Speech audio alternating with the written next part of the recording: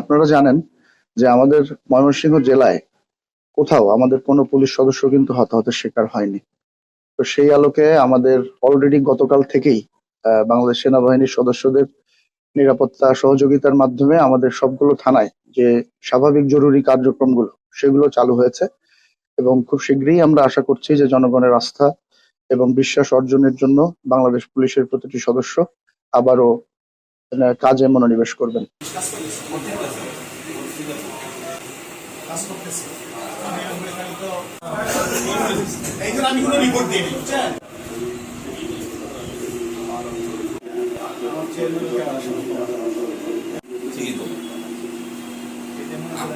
সস্তা